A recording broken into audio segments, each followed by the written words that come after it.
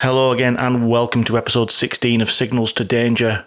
As ever, I will kick things off by thanking all of you for being here, for your likes, your shares and your subscriptions. And again, thanks to those of you who interact with me on social media. So if you do want to be one of them, you can remember we're on Twitter as @SignalsToDanger, and you'll also find us on Facebook and now Instagram as well. This podcast is made possible by everybody who listens to it, everybody who downloads it, but even more so by those who support it on Patreon. I'd love to thank our new patrons since last episode. That's Edward, Hugh, James, Mark, Casey, Nathaniel, Thomas and Jim. Your support is so very appreciated. And actually I'm overwhelmed to see so many of you popping up. If you're interested in supporting Signals as well, get yourself along to the support page at signalstodanger.com. That is the same website where you'll find our episode notes and news. That's signalstodanger.com. If you listen to this podcast a lot, you'll know that I don't normally do trigger warnings. Quite frankly, because I believe that the subject matter of the podcast on a whole is a bit of a warning in itself, but I will this time for a very, very specific reason. This episode features an accident where a train derails and collides with a bridge.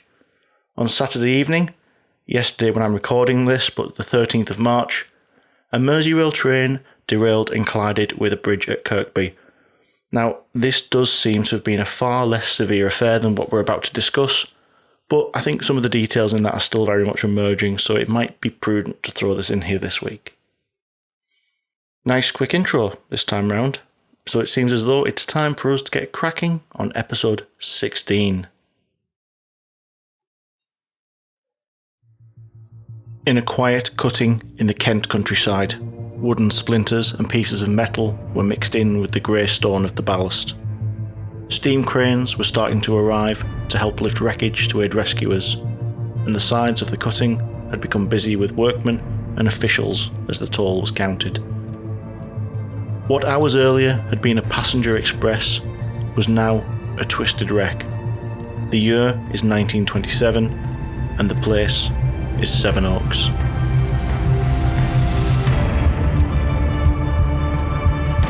Investigators at the scene searched through the wreckage for the injured. At least 13 people are known to have died. Carriages are crushed, one on top of another. One lies metres away and appears partially The burnt. railway industry is tonight coming to terms with yet another disaster.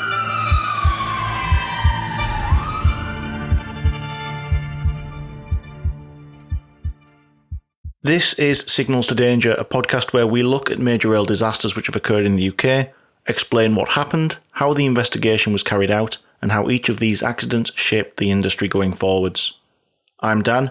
I work within the rail industry in my day-to-day life, but today I'll be the one taking you through this podcast. If you've been with us before, then you know the next part. Let's look back at what the world looked like at the time of the episode.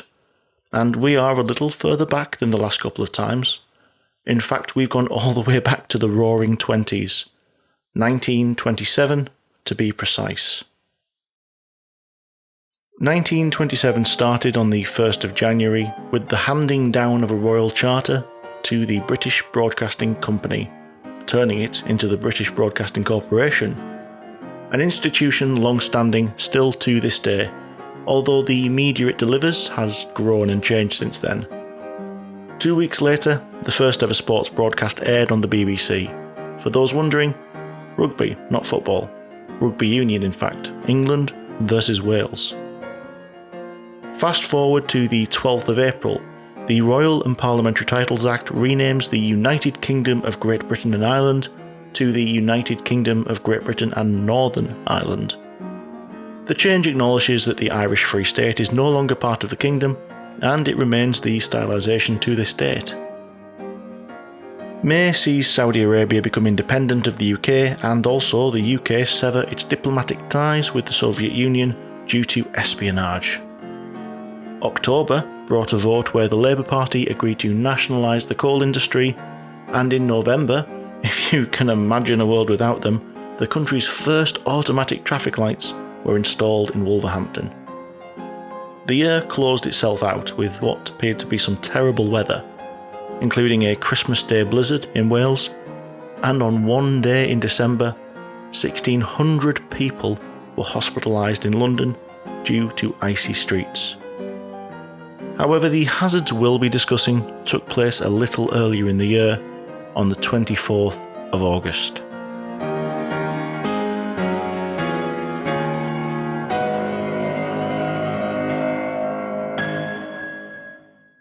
On this episode, as we have so many times before, we will start our story in London. In fact, in a familiar location, Cannon Street Station.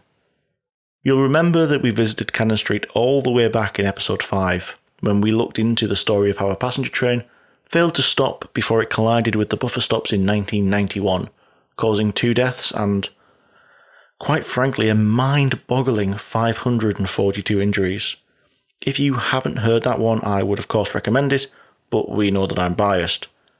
If you did listen to it, you'll know that one of the defining features of the station was the low, dark, artificially lit space above the platforms. And this was due to the fact that an office block sat directly above them. A lovely, not very aesthetically pleasing addition to the station. Luckily, however, that is not the image that we need to hold in our heads this time. A long time before the brutalist office block, which was thrown up around the time the 50s turned into the 60s, the platforms at Cannon Street had a much nicer ceiling. This was a single glass and iron arch, fully befitting a city centre terminus, and it is under this arch that we start this story.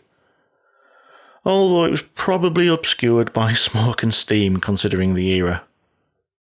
On this Wednesday evening, one source of the smoke was the steam locomotive number 800, a river-class tank engine known as River Cray.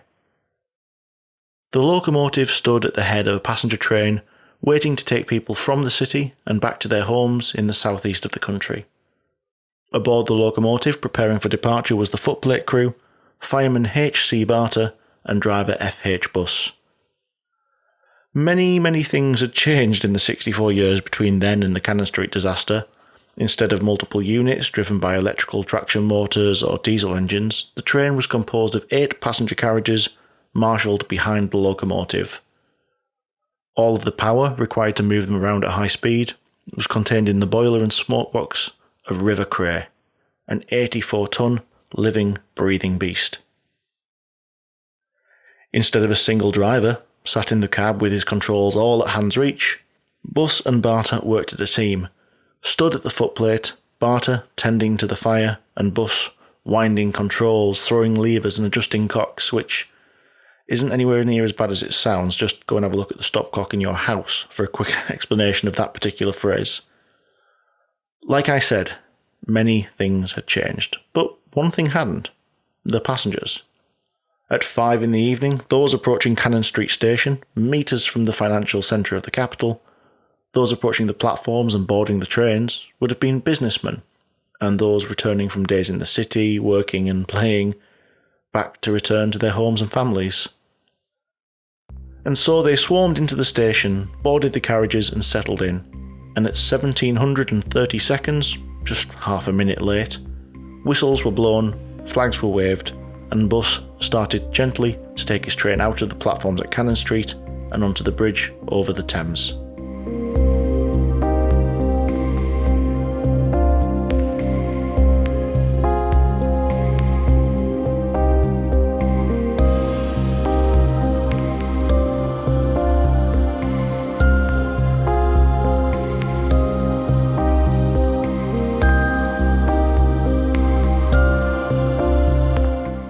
The route the 5 p.m. train was to take would take it from Cannon Street Station all the way to the town of Deal on the Kent coast, around 10 miles north of Dover. Which, as far as this podcast goes, means it introduces us to yet another line, one that we've not covered before. This is the line that takes trains from the capital onto the southeast of the country and follows the naming convention that we've seen on several occasions, so you won't get any prizes for figuring out that it's the Southeastern Main Line. After the line crosses the Thames, it runs down through the southeastern suburbs of the capital, through places such as Hither Green and Orpington.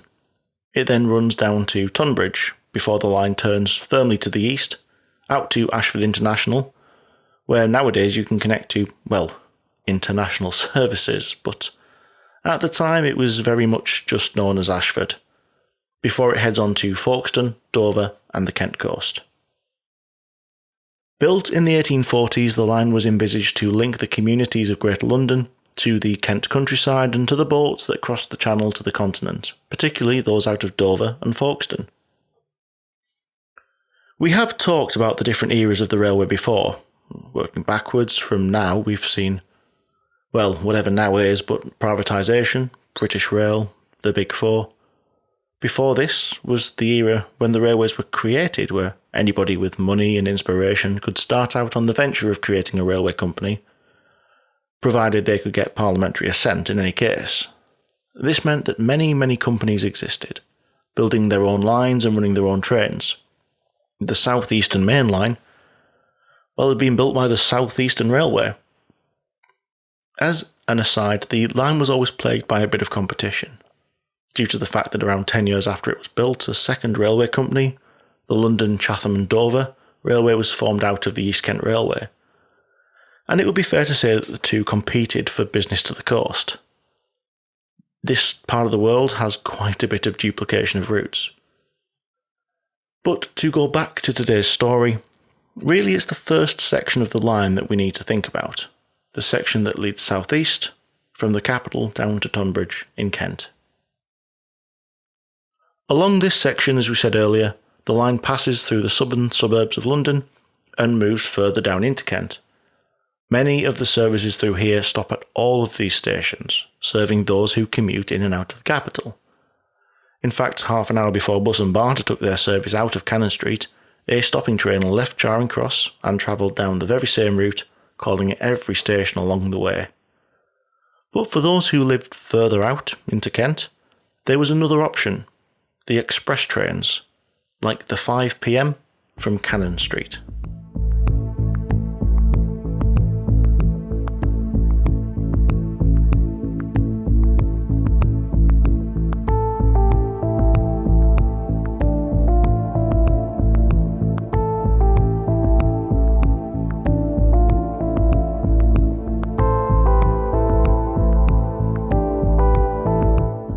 Driver Boss at the controls of River Cray had 40 years' experience working for the South Eastern Railway, 30 of them as a driver of locomotives, just like this one.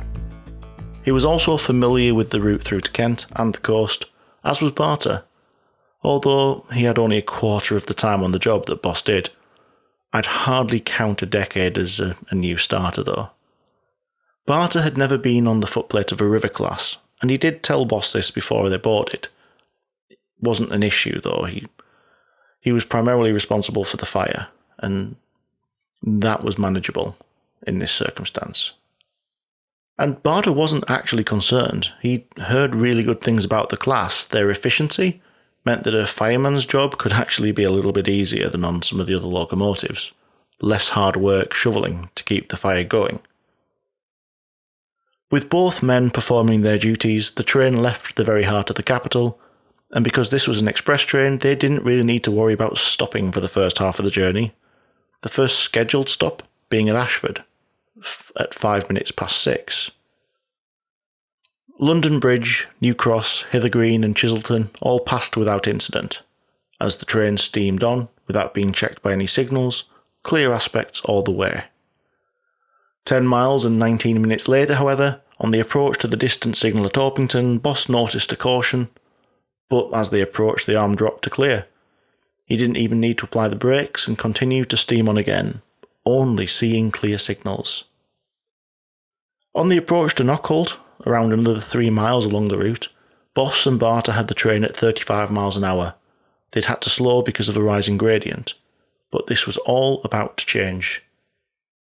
Just after the up distant at Knockholt, the gradient began to fall again. 650 yards later, the train plunged into Pall Hill Tunnel, picking up speed as it did so, headed down the gradient underneath the current path of the M25, although at the time this wasn't really a feature, but it should give you an idea of where this tunnel is. After the train burst out of the other end, it took 2 sweeping turns, first to the left and then the right, before it stormed through the platforms at Dunton Green. By this time, 35 mile an hour had become 55, and the 8-carriage train was well and truly steaming through the countryside. Shortly after Dunton Green, the line enters a long, lazy turn to the left. With the engine still under power, steam being driven to the pistons, pulling along, Boss noticed something very unusual. He heard a knocking noise in front of the engine. He knew this wasn't right, wasn't a normal sound, and so he immediately closed the regulator. This shut off the flow of steam to the driving gear, and after the clattering noise that shutting off steam creates had subsided, he listened again. The noise started again. Boss applied the brakes, fully applied them. The reason he made this decision so quickly and acted so decisively was down to what he thought was the source of the noise. Boss thought that the Bissell wheels had derailed.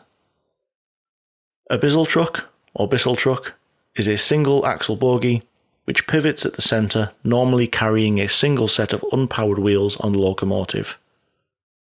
They help to guide the loco through curves more easily. At the leading end of River Cray, directly behind the buffer beam, sat a Bissell truck, carrying the leading wheels of the locomotive. If these had derailed, it put the 60 mile an hour train in quite a precarious situation. Not to mention the fact that there was 8 carriages of passengers behind the locomotive, so of course Boz set the brakes, and did so quickly. But train brakes don't always have a swift response, and Boss didn't really feel as though the brakes had started to arrest the speed of his train until the train entered a cutting and approached the overbridge at Shoreham Lane. And this is the point that what might have been a simple derailment turned into disaster. The bridge which carries Shoreham Lane over the south-eastern main line was quite steeply angled, almost 45 degrees when compared to the line. And instead of one large arch as seen on some bridges, the road deck was supported at each end by the abutments, and in the centre of the bridge between the 2 tracks was a stone pier, supporting the road deck from the middle. What this design essentially created was 2 separate portals to the bridge, one for the up line and one for the down. And it was at the point that locomotive number 800 reached this bridge that everything changed. Boss stood in the driving position on the right-hand side of the cab, saw and felt the top right-hand side scrape the pier as the locomotive passed underneath. This in itself said that something was very, very wrong. The bridge should have been well clear of the locomotive, even if it might have felt like you were going to hit it every time you drove a train through those portals, like driving under a height restriction sign in the car. They sat outside of the loading gauges of the trains permitted to use this line, and we have covered this before in a couple of episodes, but again the short version is that both structures and rolling stock are built to templates, which mean they should never come into contact with each other. So we know that something had gone wrong. But it was worse than a glancing blow, because on the opposite corner of the locomotive to the cab, the front left-hand corner, an even more violent impact had taken place between the driving cylinder and the bridge's abutment.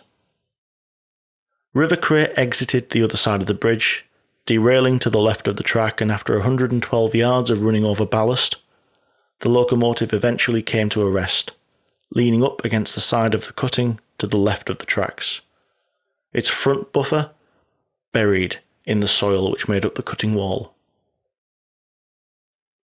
In the process of travelling underneath the bridge, the first and second coaches of the train had both collided with the bridge supports, and they too ended up derailed, piled up just behind the engine.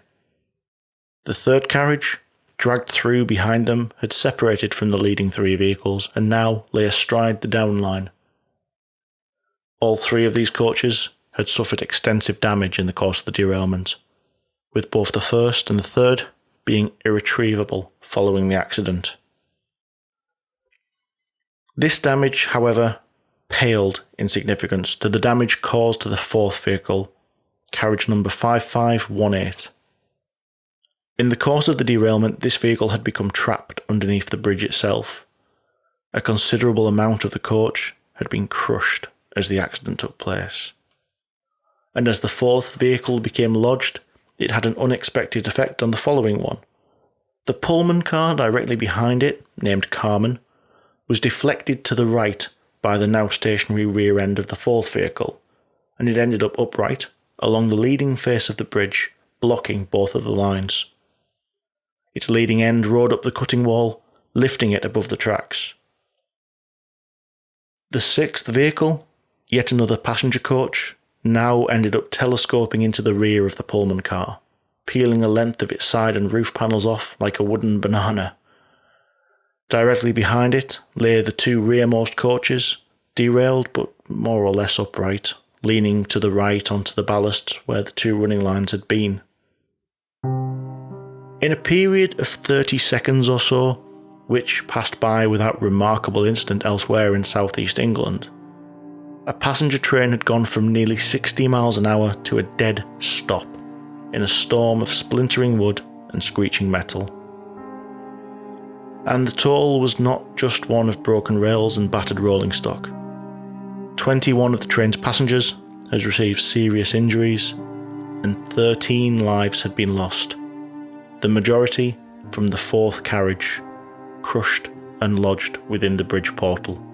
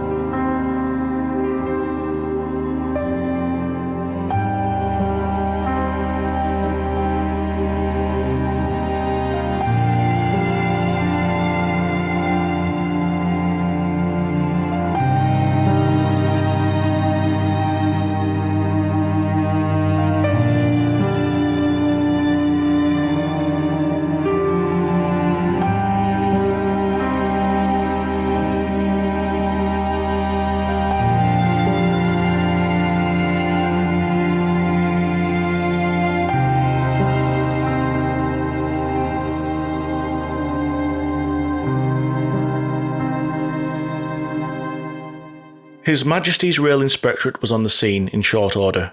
As the breakdown cranes and rescuers carried out their grim task, Colonel J.W. Pringle and his team started the work of understanding the cause of this tragedy. Of the 8 carriages of the Deal Express, half were never even recovered from the cutting. They were so severely damaged by the crash that they were simply broken up where they landed. It does tell a horrific tale for those who had been travelling within them. The investigators had quite the task ahead of them. They needed to answer a sequence of questions to explain the wreckage left behind in the Kent cutting. First, and this would form the bulk of the inquiry, what was it that had led to the train derailing in the first place? Secondly, were there any other factors which influenced the accident? And thirdly, after all this information was discovered, what could be done following the accident to prevent a reoccurrence? If you've listened to a derailment episode before, you will know that there's quite a bit of a flow that I go through when we discuss the possible causes of these accidents. The phrase I have used several times is that the straight and unbroken rail is very good at keeping train and track together. And it does sound a little repetitive to keep saying it, but it's a good, strong factual statement, and it gives us a starting point to interrogate these types of incidents. So, to use this flow, was the line between Dunton Green and Sevenoaks straight? No, it wasn't, but we need to look at how not straight it was. There were a number of curves in this area of the southeastern main line, but they were long sweeping curves without any overly excessive tightening, The curve the accident took place in was between 50 and 70 chains, or nearly half a mile's worth of radius in new money. So it was a corner, sure, but not one that screamed excessive curvature, nor was it suddenly sprung upon a driver. But more importantly, there were safety measures put into the design to help trains negotiate this corner. The outside rail was designed to be raised higher than the inside one, what we call cant, but it's also referred to in this report as super elevation. This mitigates some of the effects of centripetal force and helps to guide the wheels around the corner, without relying on the flanges to scrape their way around. In addition, check rails were fitted onto the curves south of Dunton. These additional rails, mounted just next to the inside one, helped to provide an additional protection. They were designed to keep the flanges of the wheels on the track. So yes, while the tracks here were curved, they weren't overtly so, and mitigations were in place in the design, so this probably wasn't the smoking gun in and of itself. So the next question is whether or not the line could be classed as unbroken. This doesn't necessarily mean that the rails have to be physically broken. We also look at the presence of switches and crossings too. Were there any sets of points in the vicinity of this accident? The short answer is yes. Just before the bridge that River Cray collided with was a set of catch points. These were provided due to the gradient here, giving an opportunity for a runaway or uncontrollable train to be directed off the track, intentionally derailing it. It's clear that this sort of protection would only be used in an incredibly serious circumstance. We see them quite often around the network, but they are your last resort. Now, on the scene on the day, an initial glance could have led you to believe that the catch points were probably the culprit for this disaster. They were incredibly heavily damaged.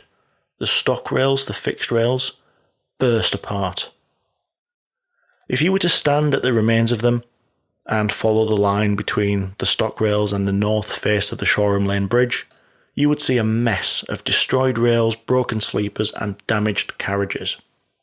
It became clear that the disintegration of the points here had led to the train running severely derailed beyond this point, and it was now clear that this was probably what led to the locomotive being able to strike the bridge portal as it did. With such significant damage to the track, there was very little hope of the train remaining in anything that looked like engage. And you could stop and look at this and think the mystery has been solved. Something must have been wrong with these points. The problem comes that if you were to turn around and look at the opposite direction from them, you'd see more. There was significant damage on the track approaching the points, over 1,500 feet of it to be precise. This clear damage demonstrated that while a catastrophic interaction took place between the train and the catch points, this was not the factor that started the accident. Yeah, it had had a disastrous effect on the outcome, but it was something that happened due to the derailment and worsened it. It wasn't the cause of the accident overall. So now we find ourselves asking the question again, what actually caused the derailment? Investigators traced the damage back to the furthest north of the marks, 560 yards back along the track. Understandably, once they found what was the first marks, they needed to see whether there were any influencing features around there. Were there any catastrophic failures in the rail, any objects that had been obstructing the line, any points in the immediate vicinity? Unfortunately, the answer was no. This did not shed the light that was hoped for. To look at the marks on the rails, it appeared as though the derailment happened spontaneously. No mechanical trigger was evident. The point became known on the drawings and records as Point A. But no immediate cause of derailment was obvious there.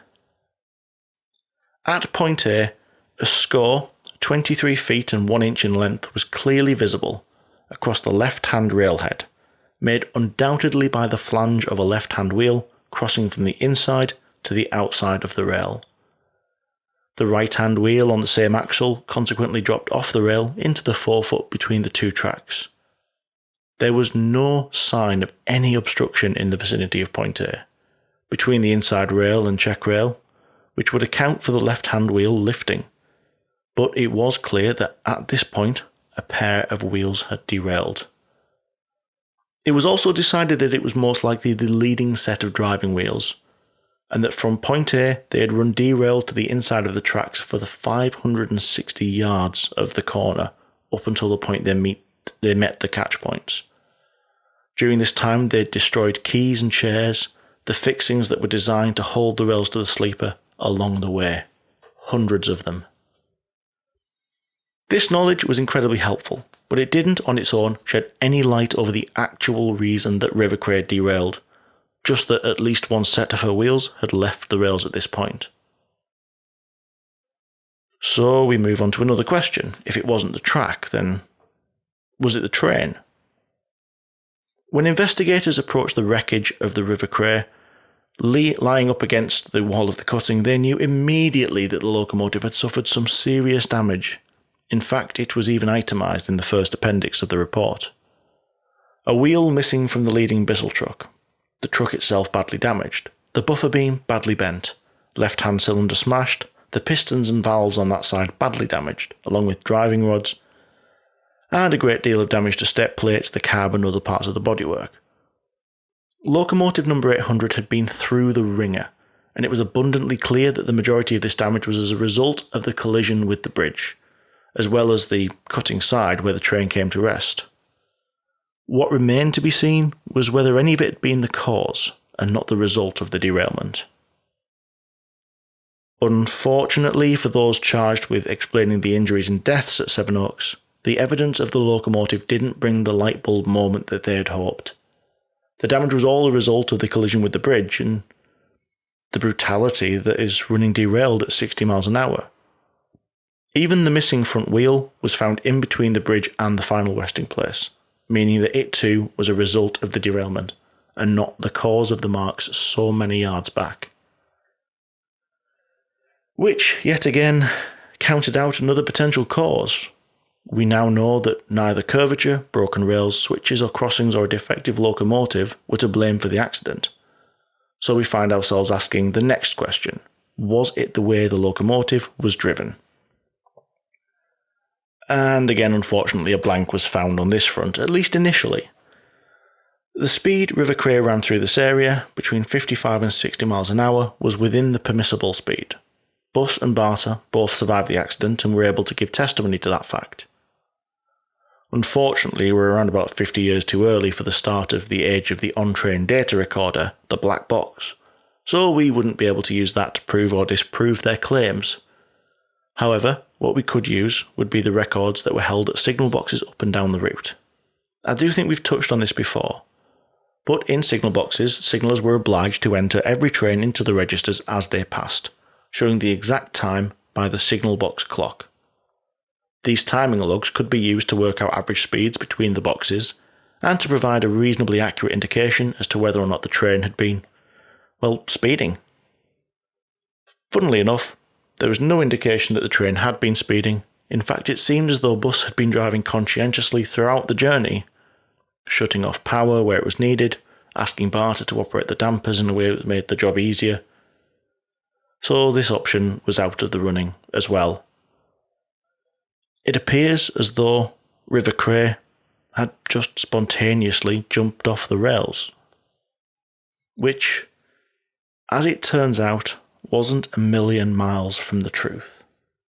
But to understand what I mean by that, we need to take a bit of a deeper look at the River-class locomotive.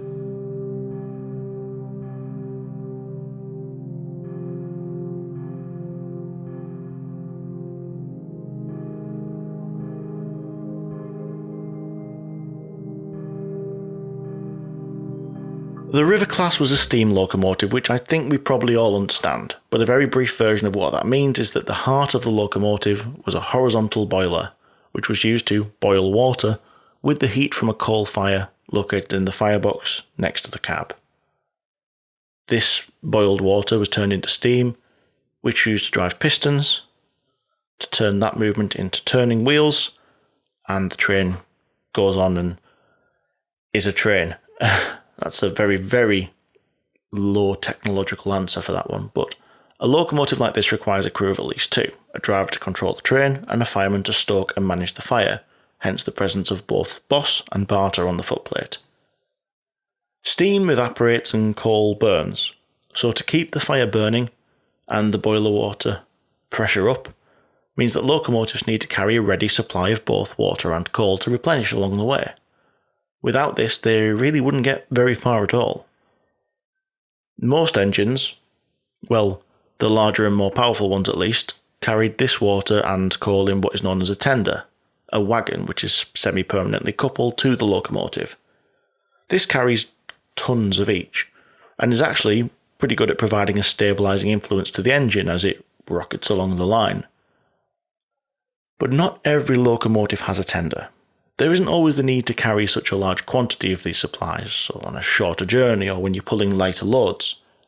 Just in the same way that a 44-ton lorry might not be appropriate for delivering door to door, the railway had smaller locos to fulfil the smaller needs. Tank engines. Instead of carrying their fuel in a separate tender, tank engines stored their coal in a bunker on the loco and their water in tanks, normally located either side of the boiler. And this is one of the weaknesses of the design. Not having the tender removes one source of stability, as I said earlier, but adding water into tanks either side of the boiler can add another element of instability. For a start, these tanks, mounted halfway up the side of the engine, raises the centre of gravity. That could lead to increased movement at the top as you're going around corners, and actually the water moving around in the tanks could surge and cause movement of the locomotives itself. If you want an example of surge, half fill a bottle, put it on your worktop, slide it along and watch what happens. Quite often, as the water sloshes, the bottle will come to a stand and then move again a second time. It won't move much, but there'll be a stop and a move. That second move is caused by the surge of water within the bottle. And this can happen on a tank of water on a train as well. One way of getting around this is to fit baffles, plates in the tank that essentially make them into lots of smaller spaces and stop large movements and limit surging. It doesn't completely do away with the problem, but it massively reduces it. Instead of water moving a metre along the front of along a tank, the water's moving 30 centimetres. There's less force and power involved. Some designs of tank engine were less stable than others, particularly susceptible to side motion, a rocking that was actually known as rolling. And now we're starting to understand what happened. You see, Locomotive 800, the River Cray, was a river-class loco, and the crews that worked them had given them a nickname, Rolling Rivers. Drivers and firemen who worked the trains were interviewed by investigators, and they recalled almost to a man that above 50 miles an hour on the southeastern line, these trains could roll quite heavily. Even Boss, on the day in question, had driven the train in such a way to minimise rolling in certain locations, a perfect example being on the exit to Pole Hill Tunnel. It was a known issue with the class on this route, and even on the day in question, the accident train's driver was trying to mitigate for rolling. And so this was the course the investigation took, and finally it yielded some fruit. The marking from point A towards the catch points showed a definite pattern of left to right rolls. Left, then right, then back again. They extrapolated this pattern backwards, and they were able to come to the following conclusion. The cause of this derailment must be attributed to the rolling motion of engine number 800, initiated possibly when it passed over the trailing points connection on the down line just south of Dunton Green Station. This side-to-side tilting motion must have continued and increased in amplitude on the left-hand curve until spot A, 250 yards south of the trailing points. At this point, as the result of a heavy roll to the right, the right side of the engine frame dipped to the extent that the flange of a left-hand wheel rose to around about the height of the railhead. The lateral effect of the lurching from side to side acted on the frame of the engine at the moment when the roll was commencing to alter from right to left. This led to the flange of the left-hand wheel being either swung or shifted onto the head of the rail, and the rest of the left-hand move carried that flange diagonally across the railhead, which is all very, very wordy, but essentially means that the locomotive bounced one of its wheels into derailment, and this derailment continued until the catch points, where the derailed wheel burst the points and derailment itself turned into disaster. The answer to question 1 was found. The instability of the River-class locomotive was to blame for the derailment.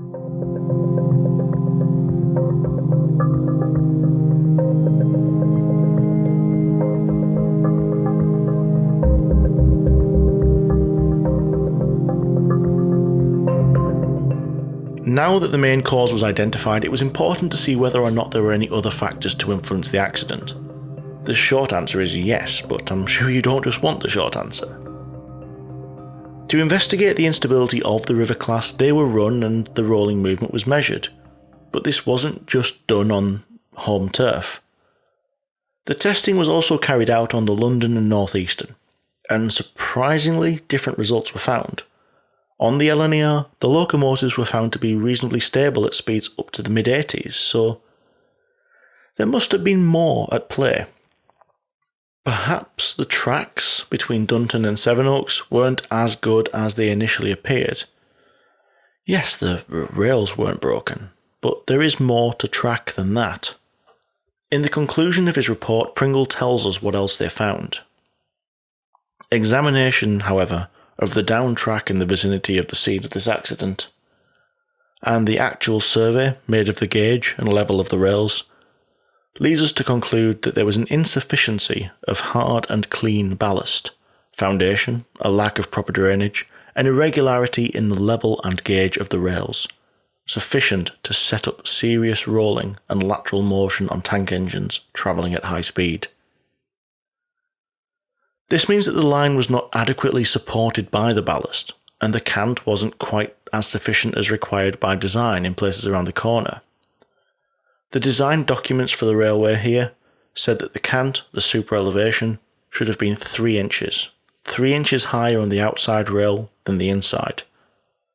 What they actually found was 2.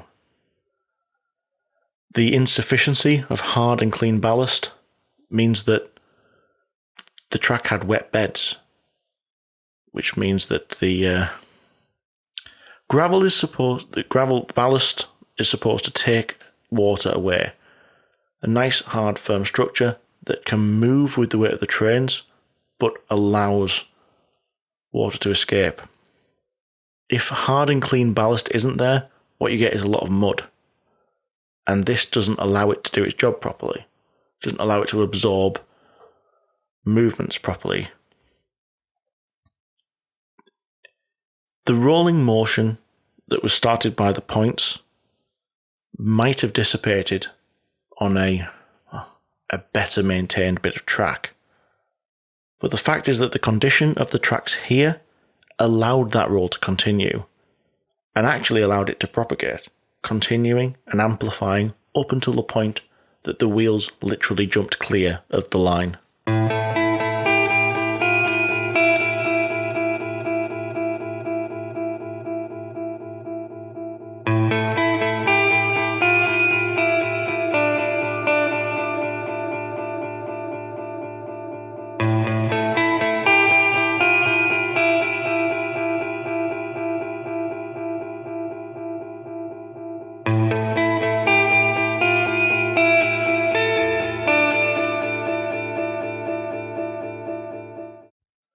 The last point, what could be done to improve, was actually fairly easy to ascertain. On the issue of the condition of the track, the ballast, the cant and the drainage, the South Eastern Railway was handed some very easy to understand remarks as part of the report. The necessity for the permanently strengthening of the roadbed on some sections of their main lines of railway in order to meet present-day traffic conditions does not appear to have been fully realised. Loading has been increased, and heavier and more powerful locomotives have been designed and built to hold these heavier loads at the same or higher speeds. They were called out on the fact that they hadn't maintained that part of the asset. They hadn't allowed for the fact that heavier locomotives were coming, and they hadn't maintained the railway to accommodate for them. Advice was also handed down directing the railway to pay better attention to maintaining it. Not only the packing and supply of dry and well-maintained ballast, but also the cant of the line, to the point where they even advised that they may wish to erect pillars in this type of location, a critical curve, showing the cant required. Remove all of the ambiguity. The other main contributing factor to the accident, like we've discovered already, is the inherent instability of the river class. Despite the fact that they've shown reasonable stability elsewhere, on better maintained track, a decision was made by the South Eastern Railway to actually convert them. All of the remaining members of the river class family were converted into tender engines. The tanks on either side of the boiler were removed and a tender was added, vastly improving the stability of the locomotives while avoiding the bad press that the questionable locomotives might bring to the company.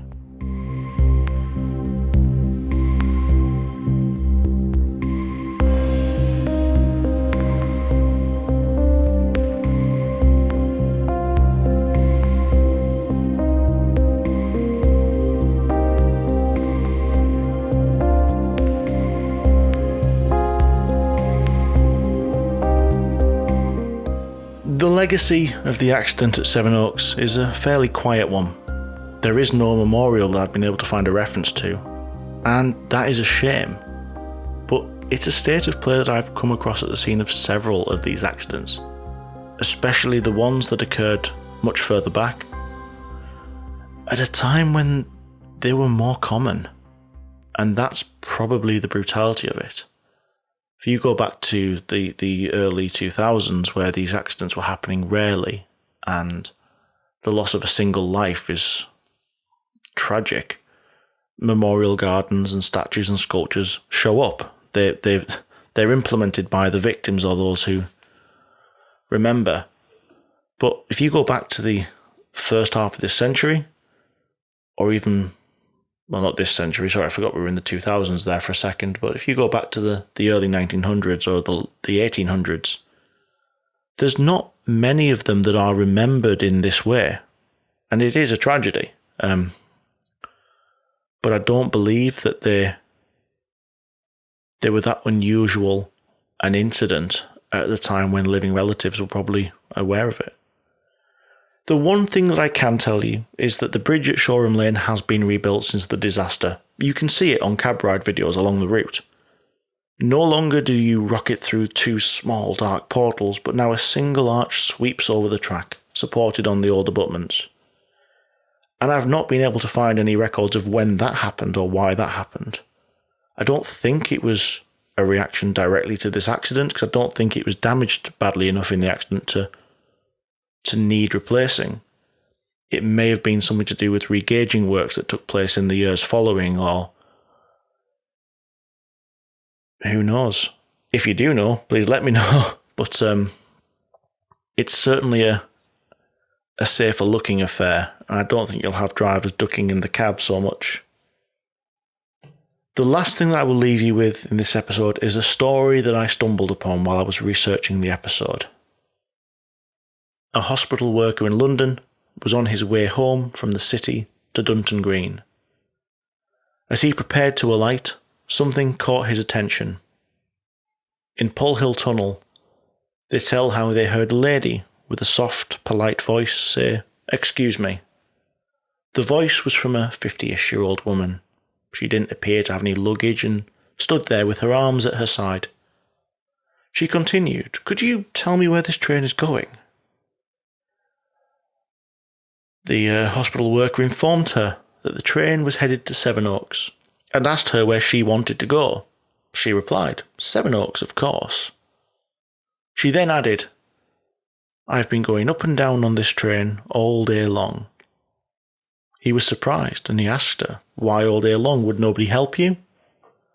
"Nobody would listen to me," she said. As we approached the station, he explained that next stop was Dunton Green, and then Sevenoaks afterwards. The train stopped, the doors opened, and he stepped off the train, turning immediately to look at her again, but she had disappeared. After the event, he thought back and remembered that as he was talking to her, the train was rocking more than usual, particularly in the tunnel. And that's when it struck him that she'd been standing absolutely still and wasn't holding on to anything to steady herself. His conclusion was that the woman had been a ghost. And who knows if they do exist? The railway has had its fair share of untimely departures that might wish to hang around as a warning to others.